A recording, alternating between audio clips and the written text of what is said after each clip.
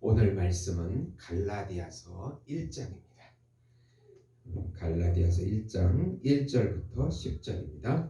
사람에게서 난 것도 아니요 사람으로 말미암은 것도 아니요 오직 예수 그리스도와 그를 죽은 자 가운데서 살리신 하나님 아버지로 말미암아 사도된 바울은 함께 있는 모든 형제와 더불어 갈라디아 여러 교회들에게 우리 하나님 아버지와 주 예수 그리스도로부터 은혜와 평강이 있기를 원하노라. 그리스도께서 하나님 곧 우리 아버지의 뜻을 따라 이 악한 세대에서 우리를 건지시려고 우리 죄를 대속하기 위하여 자기 몸을 주셨으니 영광이 그에게 세세토록 있을지어다. 아멘. 그리스도의 은혜로 너희를 부르신 이를 이같이 속히 떠나 다른 복음을 따르는 것을 내가 이상하게 여기노라. 다른 복음은 없나니 다만 어떤 사람들이 너희를 교란하여 그리스도의 복음을 변하게 하려 함이라. 그러나 우리나 혹은 하늘로부터 온 천사라도 우리가 너희에게 전한 복음 외에 다른 복음을 전하면 저주를 받을지어다. 우리가 전에 말하였거니와 내가 지금 다시 말하노니 만일 누구든지 너희가 받은 것 외에 다른 복음을 전하면 저주를 받을지어다. 이제 내가 사람들을 좋게 하랴 하나님을 좋게 하랴 사람들에게 기쁨을 구하랴 내가 지금까지 사람들의 기쁨을 구하였다면 그리스도의 종이 아니니라. 아멘. 오늘 말씀은 바울이 갈라디아 교회에 자신의 사도권과 또 복음의 핵심을 전하고 있는 내용입니다. 사랑하는 성도 여러분, 복음은 기쁜 소식입니다. 왜 복음이 우리에게 기쁜 소식이 됩니까? 하나님께서 정하시고 준비하신 한 분, 하나님이시며 하나님의 아들이시며 우주적인 왕이시며 우주적인 메시아이시고 우주적인 제사장이시며 우주적인 어린 양이시며 우주적인 참 인간이신 예수님을 통해서 다시 하나님과 연결이 되어서 생명을 얻을 수 있다는 소식이기 때문에 기쁜 소식입니다.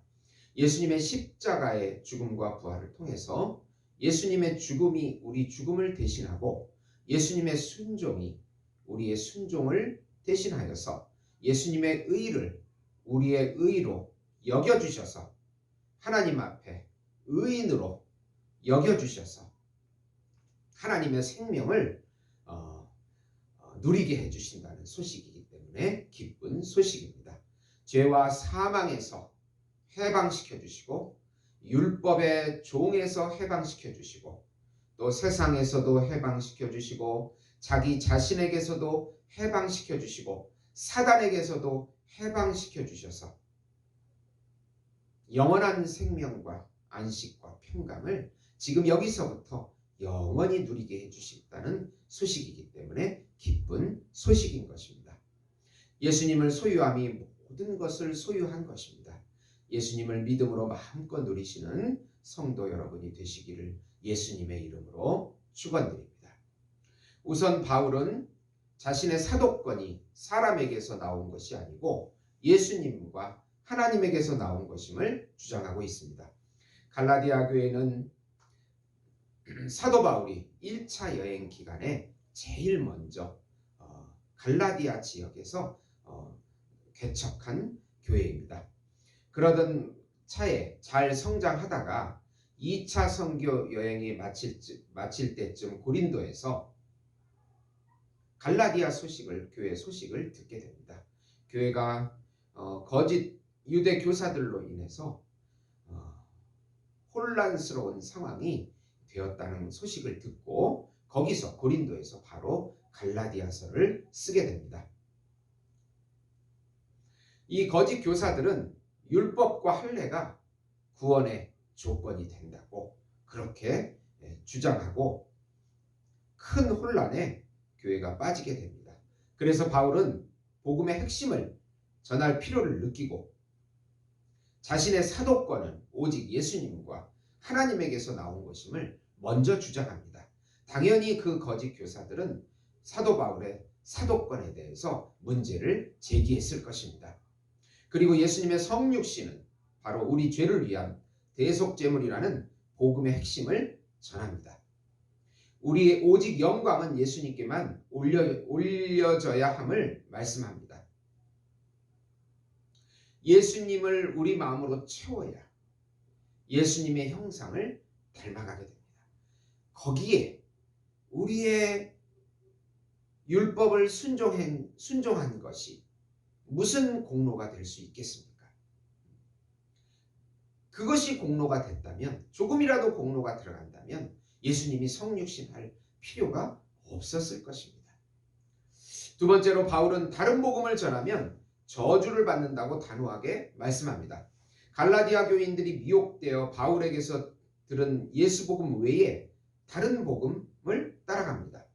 다른 복음은 혼합된 복음이며 변질된 복음이라고 7절에 바울은 말하고 있습니다. 즉 구원이 예수님의 대속사역 외에 인간의 공로나 율법이나 할례도 구원의 조건에 들어간다고 하는 주장입니다. 바울은 다른 복음을 전하면 저주를 받을 것이라고 아주 단호하게 반복해서 8절 9절에 주장합니다. 루터는 구원에 있어서 오직 예수님의 공로, 죽음과 부활 외에는 인간의 행함은 단 1%, 0.111%도 들어가지 않는다고 주장합니다. 오직 예수님의 공로, 그분의 의로 그리스도인의 참 자유와 영원한 자유가 보장되는 것입니다. 만약 우리의 공로가 1%라도 들어간다면 그 자유함은 부족한 자유함이고, 그리고 채워질 수 없는 자유함이고 영원하지 않는 자유함이 되는 것입니다. 인간의 행함이 조금이라도 들어가는 그 순간 그것은 혼합된 복음이며 변질된 복음으로 저주를 받는다고 아주 강하게 얘기합니다. 카톨릭의 구원론을 보면은요, 예수님의 공로와 또 인간의 공로와 성인의 공로가 포함되는 혼합된 복음, 혼합된 구원론을 주장하고 있습니다. 그리고 또 기복적인 구원관도 조심해야 합니다. 그것도 변질되고 또 혼합된 복음이라고 말할 수 있겠습니다. 이 시대가 너무나 기복적이 되었기 때문에 다시 우리가 복음으로 돌아가야 하나님의 은혜가 회복이 되고 회개하면서 예수 안에 연합되어서 그 안에서 누리는 평강과 안식을, 그 안에 있어야만 평강과 안식을 누리게 되는 것입니다. 세 번째로 바울은 자신의 회심 사건을 간증하면서 자신의 복음은 다메섹에서 예수님께 직접 받은 것이라고 주장합니다. 그 당시 사도의 조건이 있었는데요, 예수님이 공생애와 부활을 목격한 자로서 복음의 사역자로 부르심을 받은 사람이어야 하는 것입니다.